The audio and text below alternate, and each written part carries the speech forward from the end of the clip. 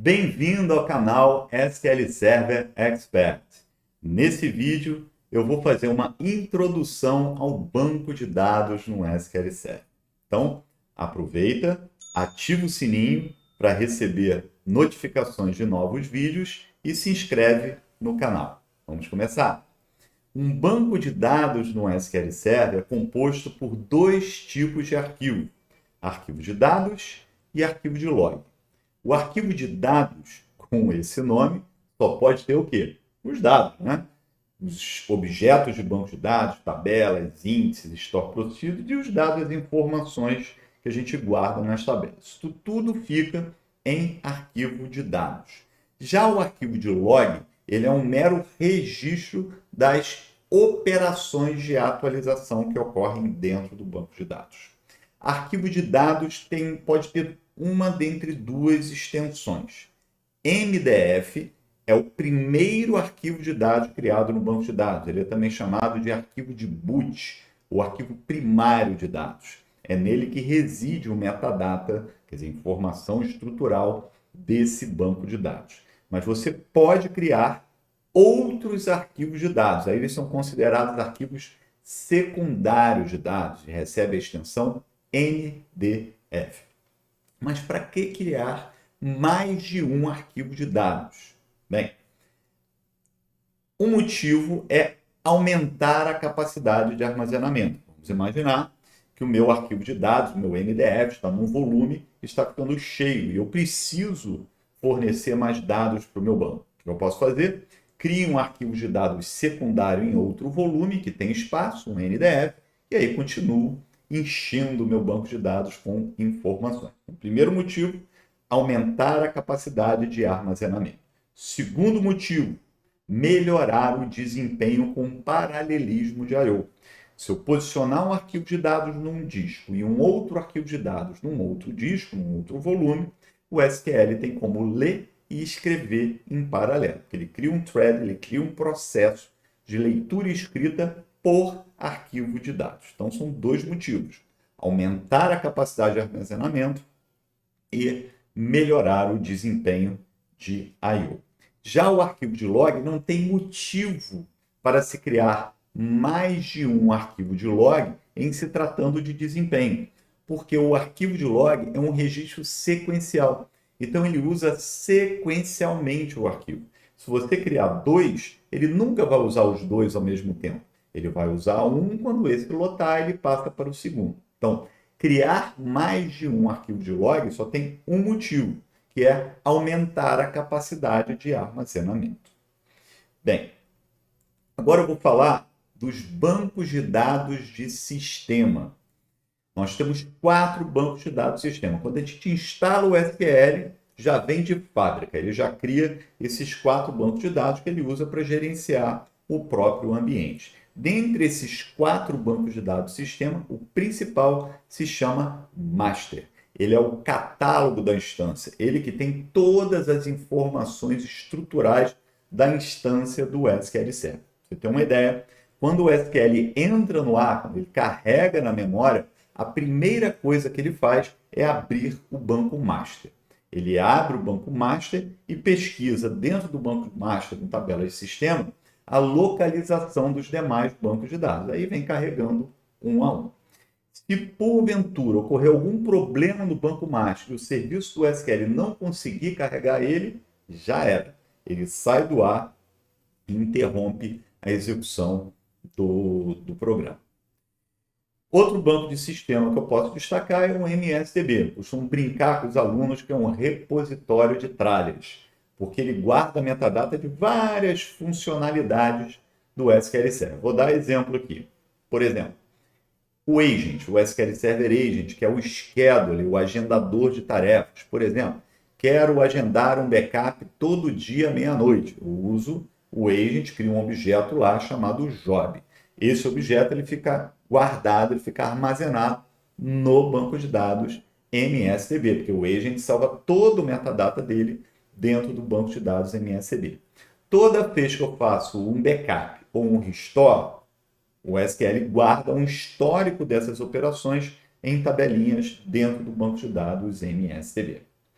Terceiro banco de sistema que eu vou falar é o TempDB. TempDB é o rascunho do SQL, o banco de dados de operações temporárias. Toda vez, por exemplo, que a gente cria uma tabela temporária com o símbolo da tralha, o SQL salva essa tabela temporária dentro do banco de dados TempDB. E por último, Model. Model é um modelo de criação para novos bancos de dados. Ele funciona como um template.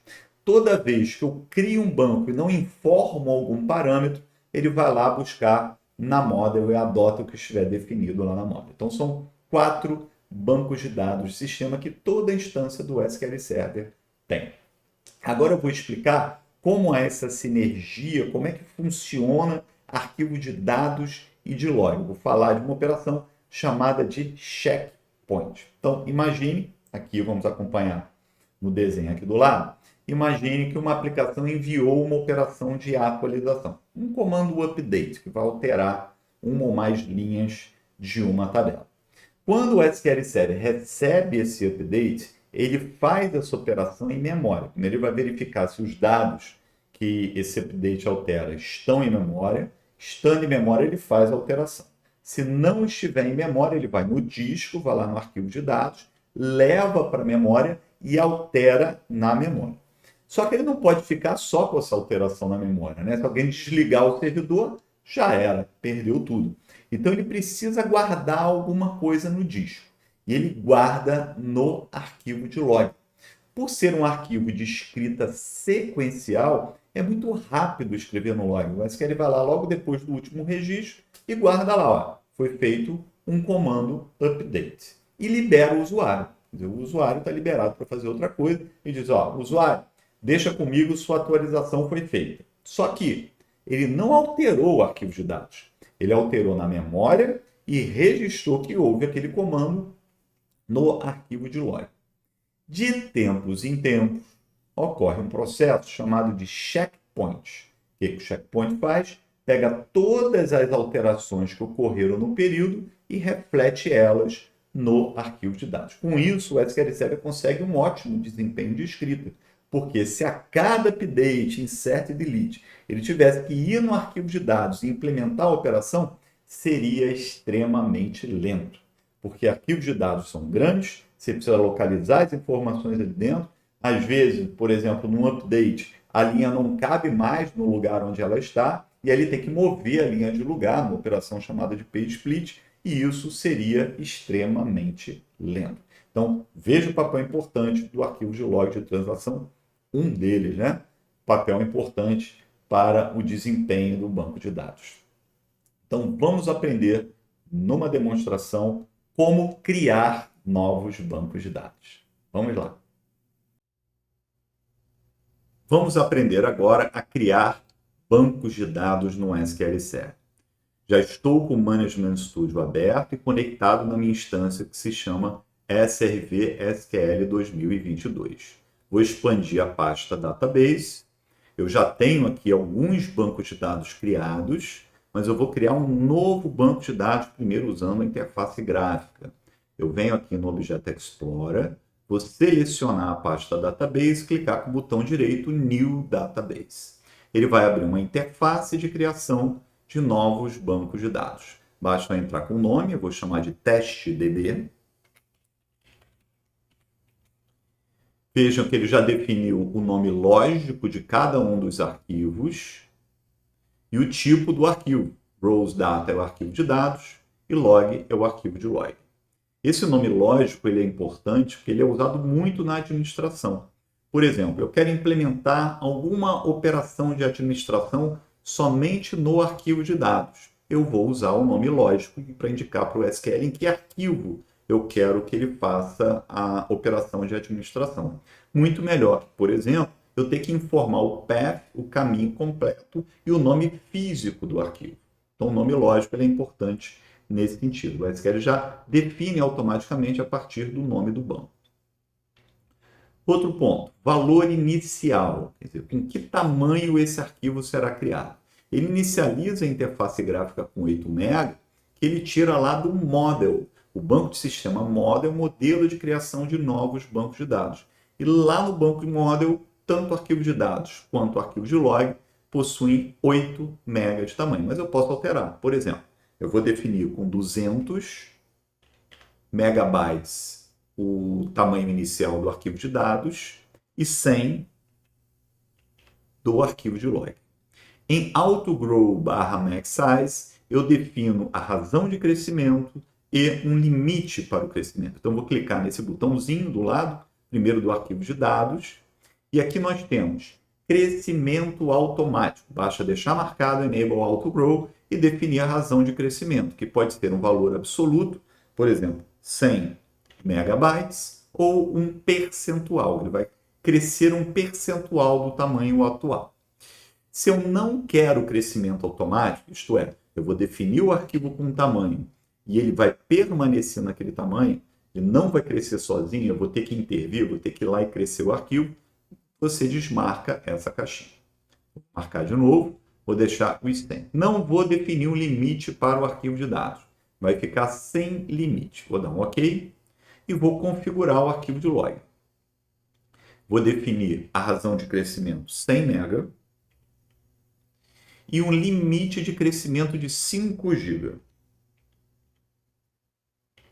Então, o arquivo de log ele será criado, vou pegar para o lado aqui, ó, com 100 megabytes, vai crescer de 100 em 100 MB até um máximo de 5.000 megabytes, isto é, mais ou menos ali uns 5 GB.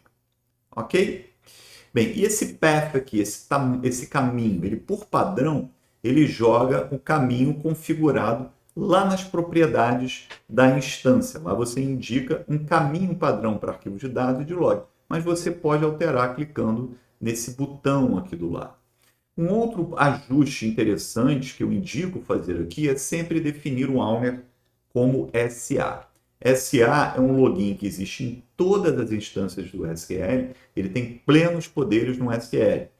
E isso te garante o seguinte: se você fizer um backup desse banco de dados e levar para uma outra instância do SQL, com certeza aquele banco não ficará sem owner, porque SA existe em todas as instâncias do SQL Server. Outro ponto que você pode ajustar nessa interface é em Options, as propriedades de banco de dados. Todo banco de dados no SQL tem uma série de propriedades que controlam pequenos comportamentos do banco. Você também pode ajustar na interface gráfica essas propriedades. Eu vou voltar aqui em General e vou mostrar um outro recurso bem interessante, a possibilidade de gerar scripts. Claro que tudo que a gente está configurando aqui na interface gráfica vai virar comando transact SQL. E aí a gente tem como investigar, quer dizer, que comando transact SQL essa interface gráfica vai executar efetivamente para criar o banco de dados. Eu posso direcionar esses comandos para uma nova janela de query, um arquivo, o clipboard, a área de transferência do Windows, ou criar um job lá no agent que eu poderia agendar a criação desse banco de dados posteriormente. Mas eu vou mandar gerar uma nova janela de query. Pronto, gerou a janela aqui. Vamos dar uma olhada. Olha o comando, na verdade, que ele vai fazer para criar o banco de dados. Vamos entender esse comando. Create database, nome do banco, que eu digitei lá na interface gráfica. Então, esse nomezinho que eu digitei aqui em cima, ele colocou do lado do Create Database. On Primary define dentro do parênteses as propriedades relacionadas a arquivos de dados. Log On define no parênteses logo depois as propriedades do arquivo de log. Então, veja, nome lógico, parâmetro name, nome físico, a localização física do arquivo. O SQL não cria pasta, a pasta tem que existir. Se essa pasta não existir, o comando vai falhar. Size é o tamanho inicial do arquivo e file grow a sua razão de crescimento. Repare que para o arquivo de dados, eu não defini um teto de crescimento. Eu defini no arquivo de log, ó, um max size. E depois as propriedades de banco de dados, um alter database. Eu vou fechar essa janela, porque eu vou criar o banco de dados a partir aqui da interface gráfica. Clicar em OK. Pronto, ele criou o banco, já aparece aqui na listinha o testDB. Se a gente olhar lá no disco, no caminho de criação, C, MS SQL Data, já estão os dois arquivos, testDB NDF, arquivo de dados, com os 200 MB e testdblog LDF, arquivo de log, com os 100 MB. Ele tirou essa localização padrão das propriedades da instância. Clica com o botão direito na propriedade da instância, Properties, Database Settings, e está aqui a localização padrão para arquivo de dados e arquivo de log. Vou fechar. A outra possibilidade de criar novos bancos de dados é por linha de comando. Vou clicar em New Query, abrir uma janela de query e vou executar o menor comando de criação de banco de dados possível. Create database e o nome do banco. Vou chamar até de Olá Mundo. Parou por aí. Bem, a gente acabou de criar um banco de dados com uma série de propriedades, né? Nome lógico do arquivo de dados, do arquivo de log, localização física, tamanho inicial, razão de crescimento. Eu não estou definindo nada disso aqui. Da onde ele vai tirar? Ele tira da model. Então, os bancos de sistema ficam apartados, ficam numa pastinha System Database. Então, aqui os 4 bancos de sistema, Master, Model, MSDB e TempDB. E eu vou clicar com o botão direito na Model Propriedades para a gente investigar as propriedades na model. Então, olha lá. Tamanho inicial do arquivo de dados, 8 MB. Tamanho inicial do arquivo de log, 8 MB. Razão de crescimento, 64K, sem limite, para ambos os arquivos. Então, se eu rodar esse comando create database Olá Mundo, o que ele fez? Ele criou arquivo de dados de log na localização padrão da instância. Se a gente olhar, já estão os 2 arquivos, Olá Mundo. Olha o tamanho deles, 8 meguinha, tanto arquivo de dados quanto arquivo de log. Se a gente olhar as propriedades, como eu criei por linha de comando, eu tenho que dar um refresh na pasta database para ele aparecer. Pronto, apareceu o Olá Mundo. Vou clicar com o botão direito, propriedades, files. Então está lá, tamanho inicial 8 MB para ambos os arquivos e razão de crescimento o mesmo da model. Então, aprendemos nessa demonstração como criar banco de dados tanto pela interface gráfica, isto é, sem usar linha de comando, e aprendemos também a linha de comando mais simples de criação de banco de dados. Até a próxima!